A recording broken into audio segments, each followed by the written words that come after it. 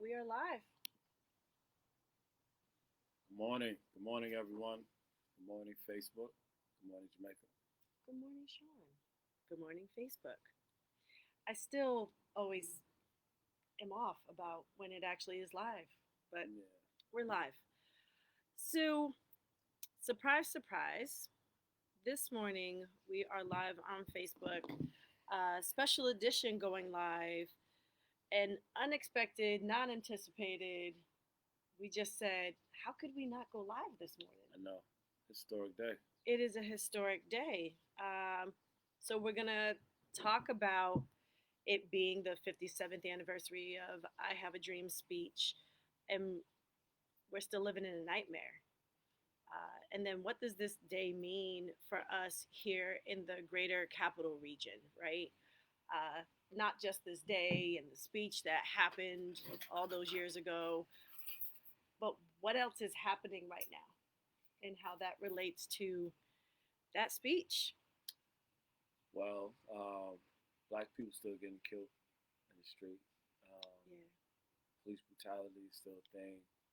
Um, we have right now, I think, a moment of some serious reflection and action that needs to be taking place. And this 57 years later, from Martin Luther King's "I Have a Dream" speech, and it wasn't just Martin Luther King that was there. He wasn't the only one that spoke, and it was Yeah. 250,000 people that came out to demand change of their government to end the systemic racism, and that we still fighting today. I feel like we can't miss that. That can't be missed here. So some serious legislation came out of that, out of 57 years ago. Yeah. There were civil rights acts that were passed that are they even being implemented in the way they should be? Were they changed enough? No. I mean, I answer if anyone out there. Rhetorical question. Yeah, rhetorical question. So I feel like maybe we should take a couple of these. Maybe we should take an assessment of where we are. Let's talk about in 2020 In 2020. up to this point. So we want to start now and then go back? No, let's start now Mm-hmm. and maybe do some popcorning back and forth into how it relates to where we are now. How's that work for everybody? Everybody good with that? Yeah. Great. Awesome. Um, I'm doing digital techie stuff over here because that's a thing, and we want to make sure everything's working and that folks see us, and it's a good day to go live. Uh, Before we even start with the back and forth, because where we are right now, actually, no, screw it. We're gonna start with the back and forth. Where I feel like we are right now um, is in a moment where individuals are penalized for being out in the streets. They're penalized for speaking up. They're penalized, and I'm being nice about it. People have been arrested uh, for protesting. People are facing charges, not all over the country, right here in the greater capital district. Got a message late last night that someone has a court date today, and I don't have permission to speak about that case, so I'm not gonna.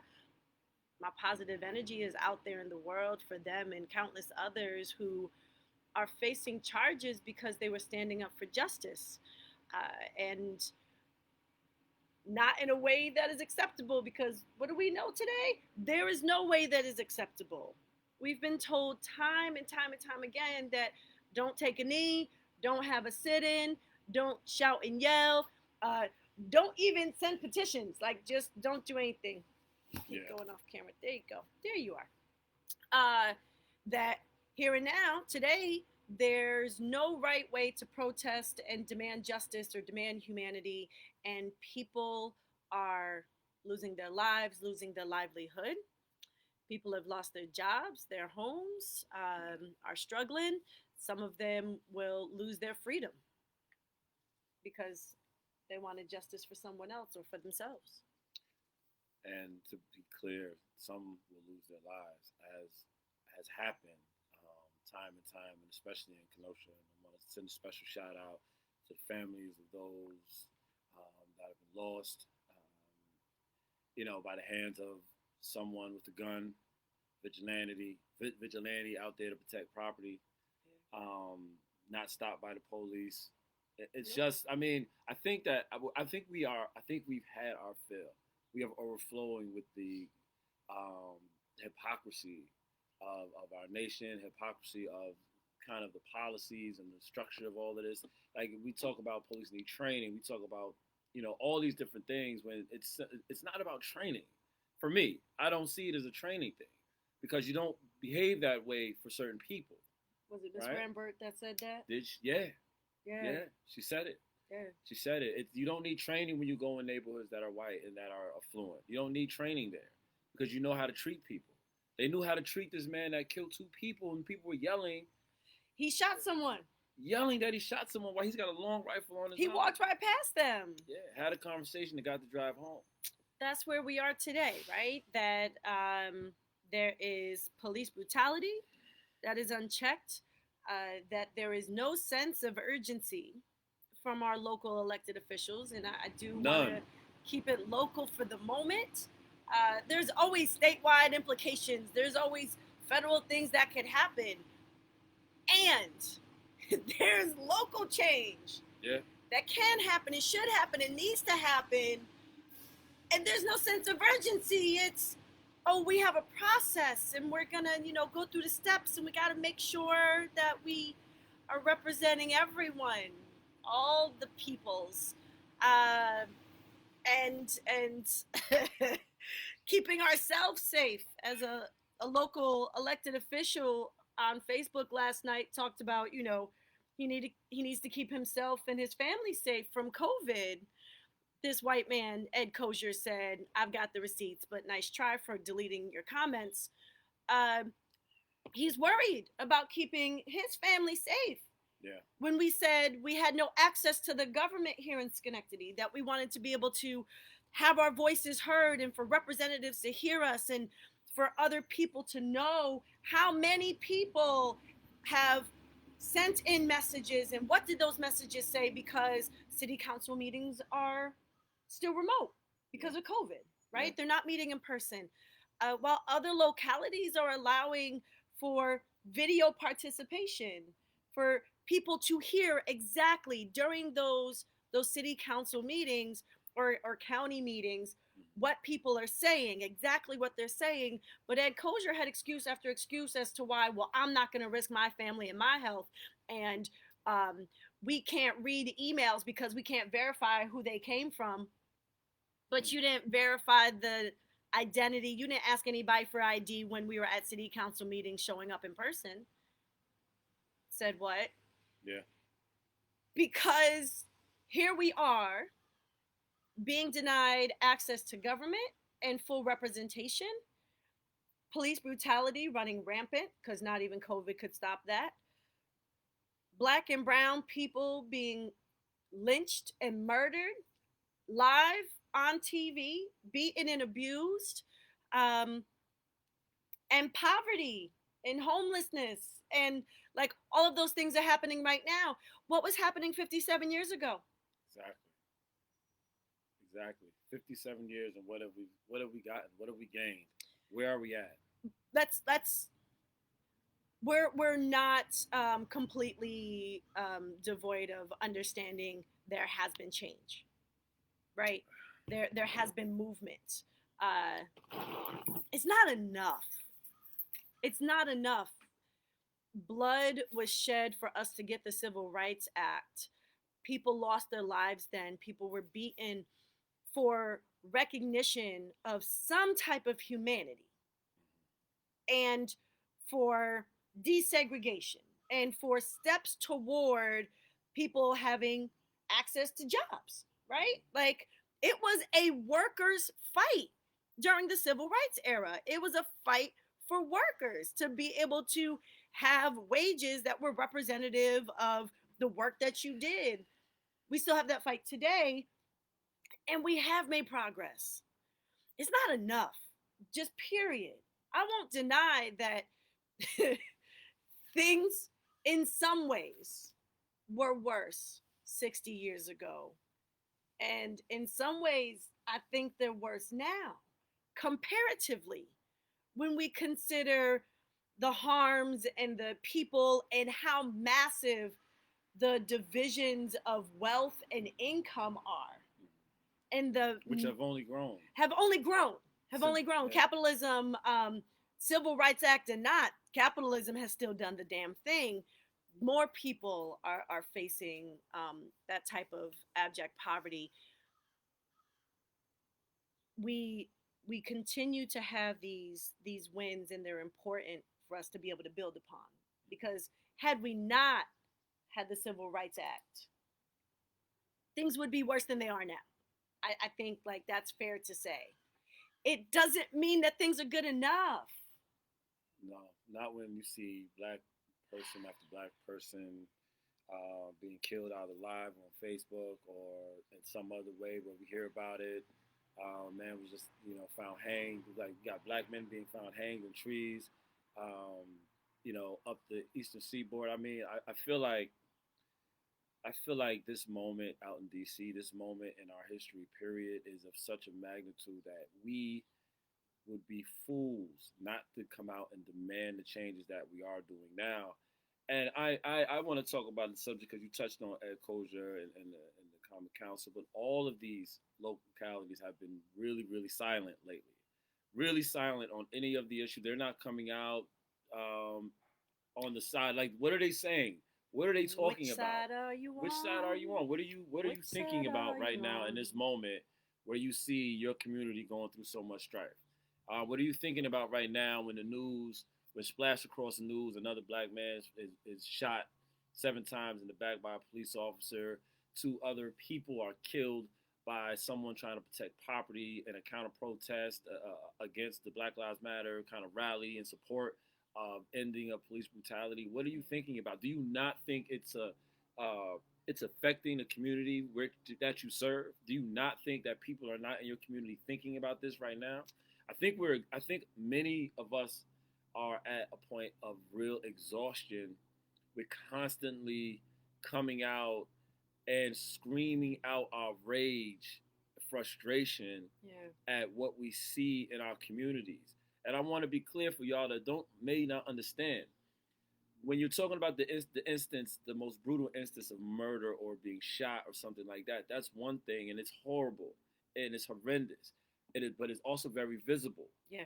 Right? What's not visible is all the other abuses before that lead up to that. And after. Right? All the microaggressions, all the little things that happen. I say them they're little, relatively speaking, Relative to losing your life. relative to losing your life or being paralyzed or you know what I mean. Elazar Williams, Dante Ivy, like relative to that, getting cursed out or being treated, as if you're not human by a police officer when they show up. That's just something that's a little bit different, right? Yeah. I feel like the silence is loud. What side are you all on? Like coming out and doing these performative conversations around Task race force. or this. Come on, man. We've got an anti-racism initiative led by a racist organization, Proctor's. We have task force on police brutality led by top cops who didn't think there was something that needed to be changed in the first place, and some of whom have actively come out and said, I'm not doing that. Yeah. When community members showed up. Yeah. Or, as Ellie points out, because we're vulgar in our language, refuse to listen to us and have now publicly stated, I won't listen to anyone who talks that way. What does that think about what that says though? Yeah. I won't listen to you unless you describing your pain and your frustration and your anguish about the things you've seen and witnessed, how you're feeling in your community. Unless you say it unless you say it in a particular way to me. Unless you say it nicely. I won't listen, but I will stand by while the abuse happens. I will stand by and not condemn it in my own department and in my own area. At the same time, but remember, these are the same people, Ed Kosher included. Ed, you come out publicly, we're going to talk about it. Same individuals who will fawn over MLK, lift up and be proud to name an impoverished neighborhood street after MLK. We'll go time and time again. We'll MLK this and MLK that and MLK. So this elected representative in the city of Schenectady and his colleagues will speak proudly about Martin Luther King Jr. and the work that he did back in his day, and we need to be like King. Back then, people didn't like King. Do you know why? Because he spoke the truth about what was wrong, about the evils of society, about war and capitalism and poverty and police brutality. He spoke about those things back then, and we're speaking about them now, and you're saying that because we're saying them now, you're not going to listen to us. But when King said it, it was the right thing to say and the right way to say it. One speech, you only talk about the I Have a Dream speech. You don't talk about all the other things. You ignore the letter from the Birmingham jail and actually co-sign with the people that were against that. But somehow, we're supposed to just be calm and reserved and respectful when the man that you say you emulate was not all of those things all of the time. Don't be confused to think that King was this pastor who was this mild-mannered individual who simply had a way with words. Watch some of the other videos. He was angry. He was upset. His people were being beaten and murdered and tortured and oppressed and living in the most inhumane circumstances, which is the same call to action we have today. What? I feel like, speaking to Schenectady City Common Council, it's nice to, I think, be performative and to have symbols, Black Lives Matter, painted in front of City Hall. On the ground. Martin Luther King Way. Yep. Right in the middle of, Hamilton Hill, as well as Harriet Tubman Way. Right. Yep. Also, Harriet Tubman, right, who was a Black woman who led people to freedom. So you believe that we should honor abolitionists who were fighting for freedom to free Black people from harm, but you ain't gonna listen to the Black people that are screaming in the streets right now? So what? Yeah, thank you. Yeah, what sense does that actually make? Now, if you're gonna actually use these symbols and use our ancestors to kind of point to the way forward, so I need you to pay attention. You have contracts in the city to build affordable housing. Why aren't there jobs coming out of Hamilton Hill? Why aren't there training programs ensuring that folks in Hamilton Hill have opportunity to get on those jobs so that they can, one, be a part of building something in their community, two, get training that will last them beyond simply that moment and beyond that job, and three, make a real investment in the community beyond the performative. You have a contract with folks who come in to build affordable housing. Why aren't there more Black and brown people on them jobs? We live in a city that has a 70% poverty rate. That economic opportunity has been missed and is being missed. Y'all should be thinking about that. If you're going to be talking about Martin Luther King and how to lead the way forward, and you thinking about equity and what that actually looks like, what does that mean for you? Putting up a sign only?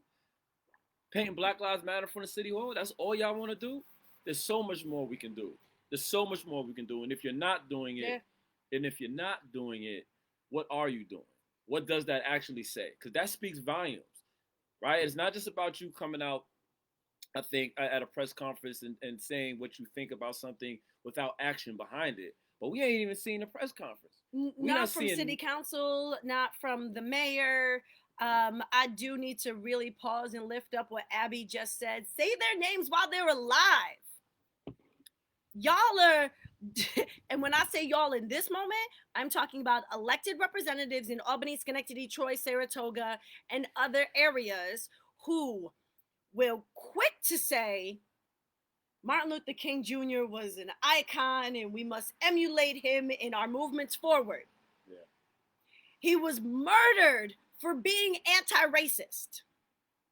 He was murdered for fighting for Black lives. He was murdered for fighting for worker justice. So the people who are fighting for anti-racism right now, who are fighting for Black lives, who are fighting for worker justice, who are demanding that all individuals are treated with dignity, respect, humanity, and that housing is a human right and healthcare is a human right, and that we end war, these same things that Martin Luther King Jr. was fighting for, those voices that are happening right now, countless leaders across this region, the state, the country, and the globe, elected officials, are you willing to say their names right now? Or is it that you must center yourself to believe that you are the name that should be said in this fight? And that if it is not your idea, then it cannot be one that is put forward. Must it be your idea that is put forward when you're not the one on the ground talking to people every single day? And what are you there for? Are you there to hear your name, or are you there to be for the people? I feel like at this time, and we ain't just talking about the city of Schenectady, because clearly this is happening all over the capital region. Yeah. This is happening in Albany. This is happening in Troy. This is Yeah. happening Troy, and this is happening in Saratoga. Yeah. Right. So there's silence all across the board for people trying to figure out what they should be doing and how they should be moving. Listen to the people. The people have come out and demanded all kinds of change. Listen to the people in your community. Stop trying to just to sit back and be reserved and be conservative in your approach. Takes time. Listen, painting Black Lives Matter on the street is ain't progress. What the hell does that mean? But having Black Lives Matter on City Hall, what does that mean to you? Right? Or any business. Or any business. What does it actually mean without any substantial change, without any real action behind it? This is an opportunity. I think you all are missing this historic moment and what it actually means. And you'll be remembered for it, because we're not getting silent on our side of it. We're going to get louder. We're going to continue to push the people's voice forward to demand the change that we all deserve. And yeah. I Have a Dream was not Martin's last speech. It wasn't the last time he spoke. It wasn't. Again, he died fighting for worker justice and screaming about a need for an end to capitalism and an end to war. Not just the war that was on Black bodies on U.S. soil, but the war that was happening in other lands. So, again, for every elected official, and just city officials, right? Because the police chief is not elected. They're hired by the mayor, right? But you serve the community. And to those who put your fist up, marched with some folks a little bit, said that what happened to George Floyd was an atrocity, but spoke nothing to the atrocities that happened in your own localities, that your departments did not say, I speak out against the inhumane treatment of individuals that has occurred in my department, ever. Chief Clifford, did you say that? No. Yeah, by the way, didn't forget about you, my dude. Don't think that you're off the hook. Albany, Troy, Saratoga, have you stood up and said, I stand with Dr. King and I speak out against all of the harm that has been caused in my city? Mayor Kathy Sheehan, have you spoke out and said, and maybe I missed it. I don't see everything that is said by everybody, but those things are typically captured, so you'd be able to show me the receipt of you saying, I speak out against the harm that has been caused to the city of Albany and the residents who live here that continue to be abused and mistreated by the police department, as well as all of the other institutions, systems, and structures that oppress and cause harm every single day. And it is my mission, vision, and commitment to tear down those structures and build something that is founded through the community and what is best for the most harmed individuals, allowing space for everyone to not just survive, but to actually thrive. B morning. Yeah, it's got to be trying to get into the live with us. I guess he might have something to say. He said, I want to be Oh here. God, please. That's right. I got corny jokes. Oh, Ooh, he's buzzing in my ear. Wait, hair whip. I think he's gone. No, All he's right. not. He will be. So, thinking about these moments of police brutality, because that is largely what. Whoa, come on now. Yeah, no, it's That the is coconut. actually what is happening. So the event 57 years ago was about one was about worker justice, but turned transformed in that moment also into this real fight for racial justice, right? It's a combination of those things, and really was spearheaded and best known for Martin Luther King's speech. And today, what's going to come out of today? What's the movement about today, and what's going to come out of this moment down in D.C.?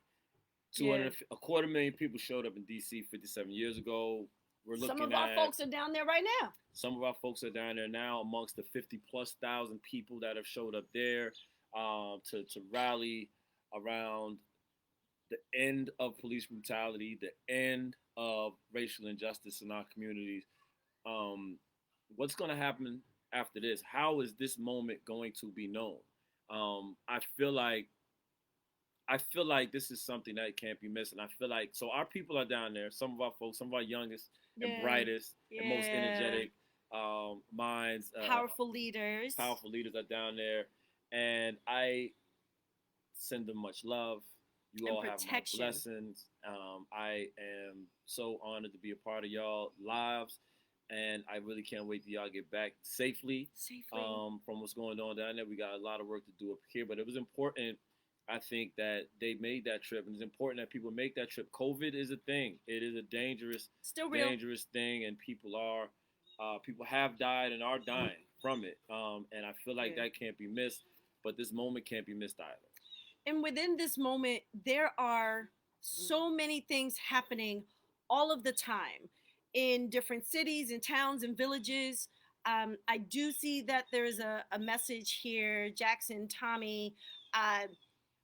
We receive emails and Facebook messages to an extent that we literally can't keep up with right now. And if there is someone that we have not gotten back to about something that has occurred, we definitely apologize. It's not really possible for us to be at every single event, every single day. We share as much information as possible and look for what is happening. And to Jackson, Tommy, we will definitely follow up. And if there are others, please do continue to reach out. If we ourselves are not able to assist in a matter, there are lots of other groups and organizations, and we've shared folks with those contacts as well to try to offer as much support as possible, as well as sometimes just the advice is enough. If someone says, hey, this is happening and we don't know what to do, it's not necessarily that all of us needs to show up someplace, but it may be that individuals don't know how to get started. If there's And I just want to say before you give on, you're right. Like, we can't do all things, but we do try to do as much as we can to make sure we uplift any kind of injustice in our community. That is what we do. That is what we've been doing. That is what we will continue to do. But there is no Black Lives Matter but. I see that you say Black Lives Matter. Yes, I get it. I stand for it. But there is no Black Lives Matter but. It's either Black Lives Matter to you or it doesn't. If for whatever reason we haven't been able to get back to you about anything, that's on us. That's our bad. But just to be clear, there is no Black Lives Matter but. It either does matter to you, or it doesn't matter to you. Period. And I hope you understand that. I send that to you with love. I say that to you with all consideration of whatever you and your friend have been dealing with out in, I think you say, Latham. And we can have that conversation. But there is no Black Lives Matter but can be said to me or anyone in this organization or anyone that's about the Black Lives Matter movement, because that doesn't make any sense. There is no but to that. Yeah. Anything after but is bullshit. That's what they say. Black Lives Matter surely ain't bullshit. The way that I was taught is that whenever you said but, you already negated what you said before then. Yeah. Right? Which is the same thing. Anything before butter is bullshit or something. I think it's an after. Whatever. Okay. I get them confused. My fault. We Moving on. usually only have 1 cup of coffee before these things happen, so there's also that. I didn't even get through my coffee. But I want to know more about this, what's going on out here in Lakeland. We'll check in that and see Yeah, what's we'll going on. definitely check in, and it's a lot. Yeah. It's just a lot, and that's really the point. We do need to understand we're not gonna do that. We're not doing What it. happened? We're not doing that. The thing that we need to remember, there's the reason why this group is called All of Us, and it's called All of Us for very specific reasons, including, and there's the people that don't understand this, all Black lives. Like when we say all of us, all Black lives. So that means someone who is a part of the underground economic system. So if you're a drug dealer or a prostitute or doing things that other people would otherwise call illegal, and you happen to be Black, yes, we're fighting for your life too. If you happen to be homeless, if you're a member of the LGBTQIA community and you're Black, we fight for you also. If you are employed, underemployed, unemployed, any of those things, you have differing abilities. You're from different zip codes because Albany, Schenectady, Troy, Saratoga, Latham, Clifton Park, Glenville, Scotia, pick a place and beyond, we're fighting for you too. There is no distinction to the Black lives we are fighting for.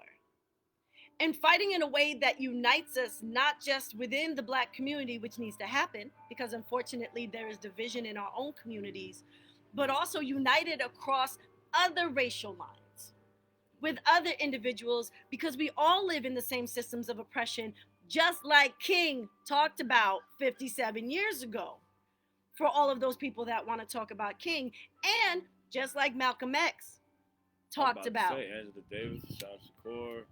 I mean, individuals like to pick and choose the things that are Fred said Hampton, by H. Rap Brown, those Huey who P. came Newton. before us. The list will go on, and my human history book will bring them to us. All lives don't matter until Black lives matter. Black, indigenous, people of color, of different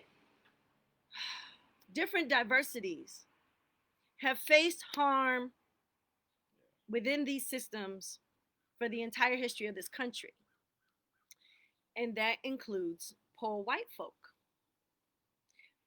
I was out in Hoosick Falls a couple days ago. Very white community. Super white. Super white. Where, because of the water crisis and a whole host of other things, McDonald's is no longer there. Can you imagine a town that doesn't have a McDonald's or a Dunkin' Donuts, right? Like, these are things that you just expect to exist in locations. But because things are so bad in Hoosick Falls, there isn't even a McDonald's. And the line for food was stretched out onto the main road. And at some point, state troopers thought they had to help us direct traffic, but then I got in the road because, I like stopping traffic. And so the state troopers didn't. They just pulled over and watched me direct traffic, which was really fun. My point being, it is all of us that are harmed by the systems and structures that exist in this country and globally. And some of us are harmed even more, and specifically for the color of our skin, our race, our ethnicity, our gender. There are choices that are made about who is worthy and who is not, who is deserving and who is not. That hierarchy exists. Those privileges exist. And all of those powerful Black people that progressives and liberals, Democrats like to talk about, we're fighting for the things we're fighting for, and fighting in the ways that we're fighting. But y'all still want to fight for capitalism. All lives don't matter until Black lives matter. Because how do all lives matter with what you've seen splash across your TV every day for all this time? Not even, and just not just the TV, what you've seen in these communities. Like if all lives truly matter, in the way that people keep proclaiming that all lives matter, then why are we seeing these blatant instances of injustice happening to Black and brown people across this nation that have been happening to Black and brown people across this nation for generations upon generations? I feel like one thing we put up a post not too long ago was a point of fact post, because we kept hearing this all lives matter, blue lives matter nonsense. And the point of fact was there was nobody screaming all that all lives and blue lives matter until folks came out screaming Black Lives Matter, protesting the racial injustice that they see in their community.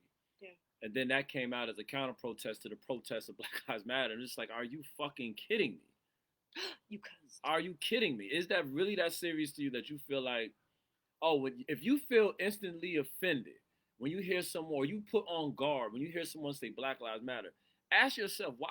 Why? Why do you feel, why does that bother you when we say Black Lives Matter, especially when you know why we're saying Black Lives Matter? Look, I don't want to get us too much energy and too much light. I think we going too much in, or maybe we're not going too much in, but there is some things I wanted to talk about that concern was happening in D.C. right now. This is connected to that, but at the same time, 57 years later from Martin Luther King's "I Have a Dream" speech, D.C. is rocking and rolling right now. Rocking. We see the lives. They said they started early. The lives was on last. Started yesterday. Right, the lives was on last night. Yesterday. Going in, and you can see the young people in the energy, and they out there, man. They out there from all over the country. From all over the country, they out there demanding change. I wish I could be there. I wish I could, witness that moment. But I'm gonna witness it from up here. And I'm gonna stay in the fight from up here, because it ain't like we ain't fighting up here still. It ain't like we ain't talking about the silence from our elected officials. It ain't like we ain't ready to get out in these streets again to make sure that our community's voices are heard. We here to make it happen, always. I think I might have said this to you either yesterday or this morning. We talk a lot.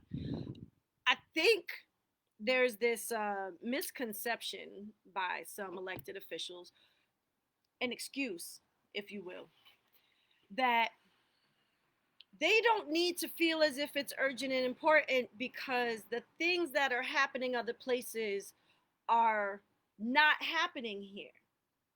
Oh, well, no white person could walk down the street with an assault rifle and then shoot 2 people in the head, so we have nothing to change here. Oh, well, we haven't had an officer in Schenectady shoot anyone dead recently, so we don't have to worry about that here. Oh, well, the officer that shot Alazar Williams retired with a full pension, so that's over. Yeah. Troy, I can't imagine that you're saying shit. Like, you can't say a damn thing about how it's not that bad in Troy, because it's that bad in Troy, because snap your fingers, blink your eyes, and there's a cop that has done harm in Troy, and it's live and in color all the damn time. I feel like Albany and Schenectady fly under the radar because Troy is so fucking bad that Albany and Schenectady are like, our shit's not that bad. Nobody knows about the bullshit we're doing. They don't know that we just beat the shit out of somebody and they were bloody sitting in a cell for hours, because we know that shit happens. We heard the stories when we did the jail tour. That's a fact. I can't get an image out of my head of a young person of color with autism, learning disabilities, who still has trauma from 3 years ago, and 3 years is not a long time. Because 3 years ago, I'm pretty sure Eric Clifford was our chief of police. He was beaten and abused while in police custody. He was beaten and abused while in the county jail, and has nightmares and trauma and every day that his mother told me about. Why would she tell me and not somebody else? Because nobody else listens. What the hell's the city doing? In any of the cities, when people show up and say this happened, and don't you get me on some CPRB bullshit. Because for the city of Schenectady, if you file a complaint against a police officer, it goes to the police first to decide on an investigation before it goes to the Civilian Police Review Board. Fact. In Troy, you can't even get a form unless you have dozens of people screaming outside that they want a form, or that whoever you report it to on the phone says, oh, I'll give you a form because I think this is worth an investigation. It's not independent. It is cops deciding whether or not cops get investigated. In both of those cases, Albany is not a hell of a lot better.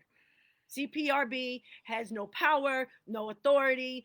50A has been repealed, but localities have to decide for themselves what that's going to mean. I have a suggestion. It's not in our demands, but I have a suggestion.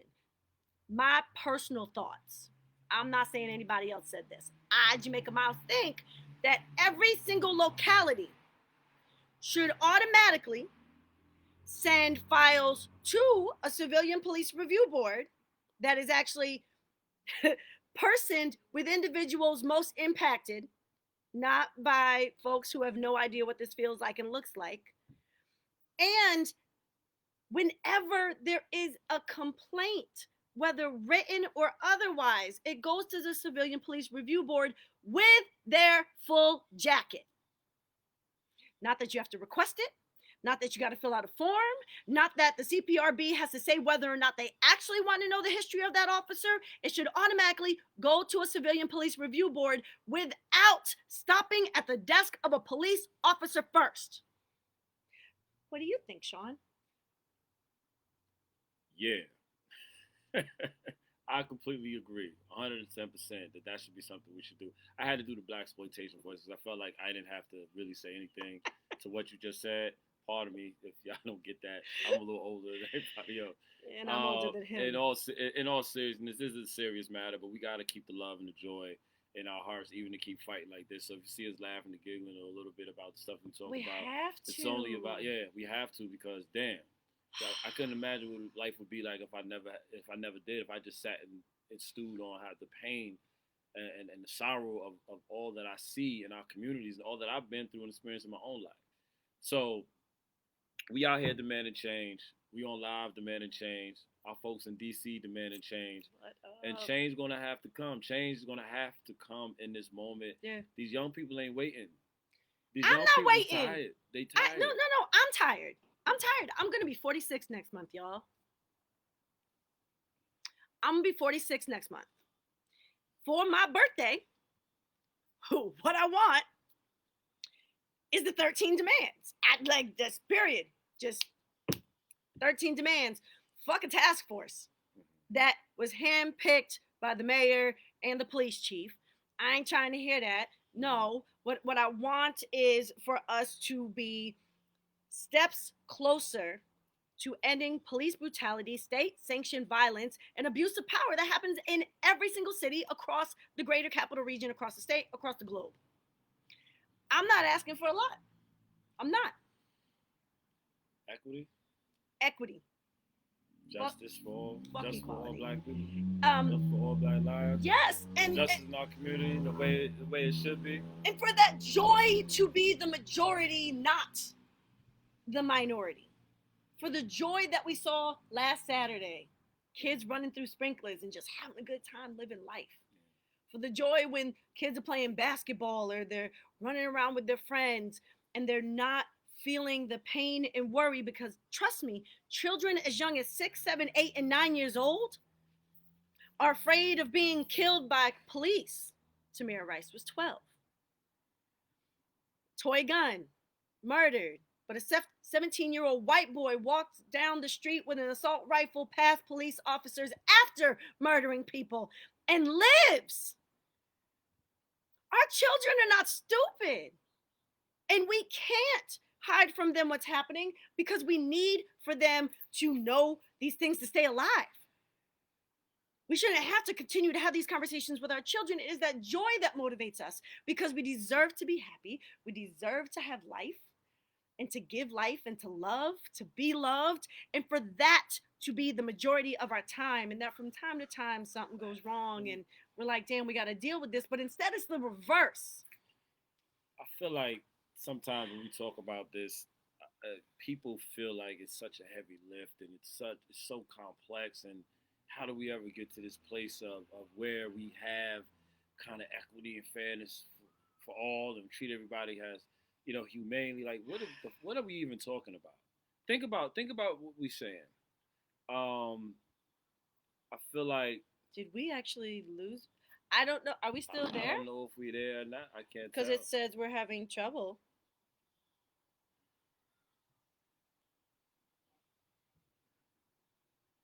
45, 41. I don't. I think we're still live, but for some reason it's saying that. Oh. That's weird. So heads up, we can't see that the video is playing, but apparently the video is playing. We think? Okay. So maybe Facebook's telling us to wrap it up. Blackout. Blackout. But I wanted to skip back to my point, man. If this picks up or not, I think we talk like this anyway amongst ourselves. I feel like, this idea that it's so complex and it's so difficult, like of a heavy lift to kind of bring to this place. No, it's really not. Because our country already knows and already has shown the capacity to uplift communities. It's done it. It's just done it only for white communities. So if you're talking historically, you talk about the New Deal, and you're talking about all the suburbs that came out of that, and the different economic opportunities, and the way that loans were offered, and money was offered in loans, and the way we subsidized farming. We know as a society how to help out our communities. We know how to do it. You just got to fit the box. No, fuck the box. You got to fix the box. They've had to fix the. No, they've made it complex by making it only affect a particular community and not all communities. That's the problem. Like, you box out people from opportunity to give more and gave opportunity here. Not when you got 6 families or 6 people with 42% of the vote. What do you mean? What are you talking about? More than enough. Like, how could we can't just give people things. Why would we just give people things? We can't just give them money. They have to work for it. So, but I want to reiterate what I just said a second ago. I know what you're doing. I don't want them to miss the point. Cause there's a serious point I'm trying to make, and it's seen throughout history.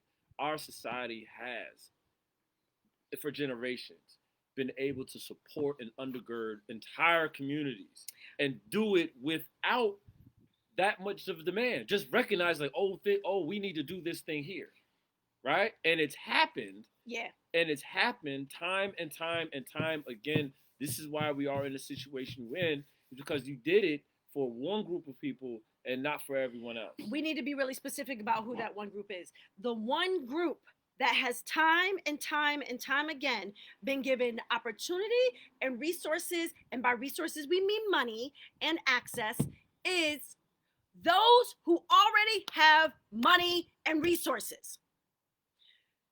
They bail out banks. You a bank, you got money. They give incentives to corporations where the CEO makes 830 times more than the average worker. You already had money and the money didn't go to the workers. You buy up those stocks again to just put it back into your shareholders and into your own pockets. The money and resources that are given, it is still majority white people, but it is a very small percentage of those white people. Even the farming industry has been taken over by corporations, pushing out first. I mean, let's be real. The first people that were pushed out were black farmers, who then were pushed to be sharecroppers and then completely pushed off their land altogether, land that was stolen from indigenous people. We know the history. And then poor white people were pushed off their land. My mother's father had a farm. It burned down. He couldn't buy it again because they wouldn't give him the money because he wasn't the right kind of white either. This is what we're seeing, y'all. Understand that. What is it? First they came for them, and then they came for them, and then they came for them, and then they came for them, and then they're going to come for you. Right? Because this is the richest country in the world. There is no lack of resources. It is a lack of prioritization, and it is white supremacy Y'all can go ask Barbara Smith about it. It's a thing. White supremacy, which is not here for white people either. Learn more, do better. I want to go watch some videos about our people in DC and how they're doing. Yeah. I see you, Mike. Mike says we're still live. Thank you, Mike. So, this is the special edition of our Facebook Live. We have another guy ride or woman ride down the street fast for no reason. No reason. We need to get a stop sign. Anyway, this is special edition of Facebook Live, historic day, 57 years after the I Have a Dream speech and the March on Washington. Yeah. We have a March on Washington today. Right I now. wish you all their love, joy, freedom, liberty, be safe, and the right to be. Period. Just be safe. Be safe. Come home, because we need you up here. Today will be a historic day, and we need you here to make tomorrow a historic one as well. Nice. Yeah. All right.